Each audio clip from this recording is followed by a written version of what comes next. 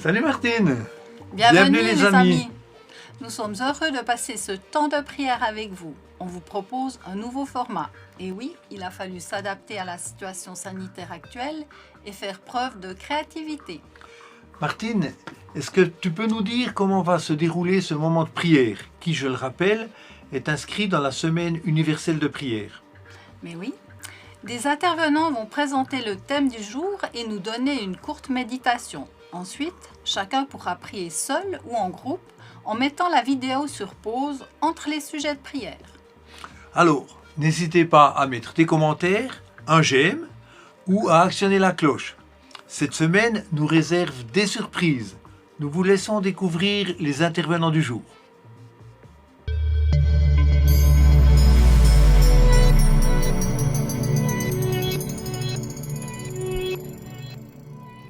Hello David, Salut Claudia. nous sommes heureux d'être ensemble avec vous dans le cadre de cette semaine universelle de prière 2021. Et aujourd'hui, lundi 11 janvier, on va parler du thème « Entendre » avec un verset clé qui se trouve dans Luc chapitre 8, verset 15. Le contexte, c'est la parabole des champs que Jésus nous a enseigné. Je lis ce verset.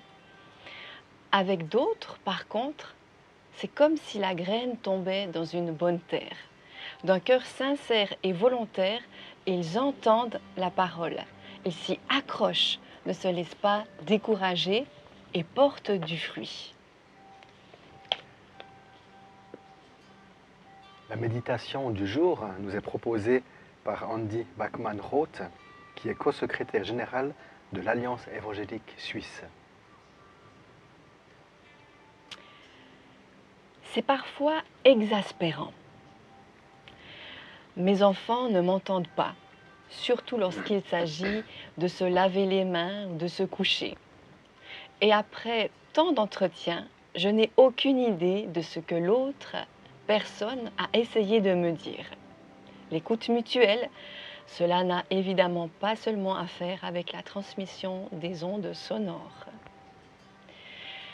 Jésus a probablement vécu quelque chose de similaire lorsqu'il a raconté la parole du champ aux 4 terrains différents. Ce n'est pas sans une certaine ironie que Jésus raconte une parabole sur l'écoute et que ses disciples ne comprennent pas du tout ce que leur maître veut dire. Derrière cette expérience probablement très frustrante pour Jésus se cache un véritable drame qui est constamment répété dans la Bible.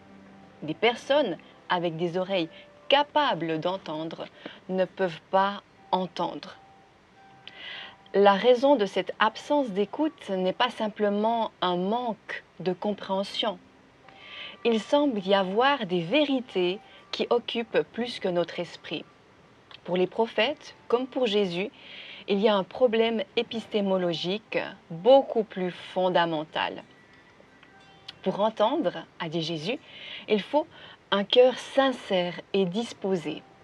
La semence de la parole de Dieu peut particulièrement bien prendre racine et porter des fruits dans la vie d'un certain type de personnes. Alors, comment devenir des personnes à l'écoute dont la vie est comme une bonne terre? Premièrement, nous avons besoin d'un renouvellement fondamental. Car notre cœur est déformé, comme la terre dure ou épineuse de la parabole. Quelque chose en nous résiste à la parole de Dieu. Laissés à nous-mêmes, nous nous accrochons à des idéologies de préservation du pouvoir ou restons prisonniers de l'auto-illusion. Notre nature a besoin d'une intervention divine pour une transformation fondamentale. La vérité, Jésus-Christ lui-même, doit être en nous pour que nous puissions devenir aptes à entendre. Deuxièmement, pour rester capable d'entendre, il faut un caractère vrai, authentique. Qu'est-ce qui nous motive au plus profond de nous-mêmes? Quels sont nos désirs? Qu'aimons-nous? Sommes-nous orientés vers le bien, vers le Christ? Le renouvellement du cœur est un cadeau. Nous pouvons collaborer avec un caractère authentique. je vis les exercices spirituels comme un merveilleux moyen de devenir une personne vraie, réceptive à l'écoute, silence, prière, jeûne. Ils sont comme des outils de jardin qui nous aident à garder la terre de notre cœur libre de toute interférence et à faire ainsi de la place pour la semence de Dieu. Nous vous proposons maintenant quelques suggestions de réflexion. On va les faire ensemble avec David et vous-même, vous pouvez mettre pause et discuter en groupe sur ces différentes thématiques. Alors, une première question qu'on peut se poser, ai-je vécu un renouveau fondamental en Jésus-Christ? Toi, David, est-ce que tu l'as vécu, ce renouveau? Alors écoute, pour moi c'est assez dur de dire qu'un jour précis il y a eu une transformation parce que je suis né dans une famille chrétienne où depuis tout petit avec mes parents on va à l'église le dimanche, j'ai suivi mes écoles du dimanche et tout. Et puis je sais que environ à l'âge de 5 ans, j'ai vraiment accepté le Christ dans mon cœur et je sais que depuis ce jour, je sais que Dieu existe, je sais que Jésus, Christ est amour. Alors de pouvoir dire à quel moment ça a amené un changement fondamental dans ma vie, eh bien je ne sais pas, parce qu'en fait, je ne sais pas qu'est-ce qu'est la vie sans Dieu. Mais une des choses qui m'interpelle toujours, c'est dans Romains 12, les versets 1 et 2, qui dit que l'apôtre Paul nous encourage d'être renouvelés dans notre intelligence. Oui. Et il précise dans le verbe, en fait, que c'est dans le temps du verbe, que c'est constamment. Hein. Ce n'est pas qu'une fois, quand j'ai accueilli le Christ dans ma vie, mais finalement, c'est tous les jours que j'ai besoin de réaligner ou d'aligner ma pensée sur celle de Christ. Et c'est vrai que pour moi, personnellement, c'est une prière que je fais quasiment quotidiennement en demandant à l'Esprit Saint de m'ouvrir l'intelligence et puis de renouveler mes pensées. Une deuxième question qu'on peut se poser, c'est comment est-ce que je cultive un caractère d'écoute et de vérité, puisque c'est une culture, on le cultive. La chose qui m'interpelle par rapport à ça, c'est que voilà, tu es ma femme, on est mariés, et puis dans notre relation, je pourrais tout d'un coup te cacher quelque chose, pas tout te dire. Et puis là, on parle d'avoir un caractère d'écoute et de vérité. Eh bien, je crois que c'est important que quand on se présente devant Dieu, eh bien, d'avoir un cœur vrai, dans le sens que il sait déjà tout de moi. Ce serait vraiment, pour moi, je trouve vraiment idiot, si j'ose utiliser ce mot, de vouloir essayer de cacher quelque chose à Dieu, vu qu'il sait déjà tout. Eh bien, je crois que d'avoir cette culture, c'est d'être constamment vrai quand je suis devant Dieu. Waouh. Mhm.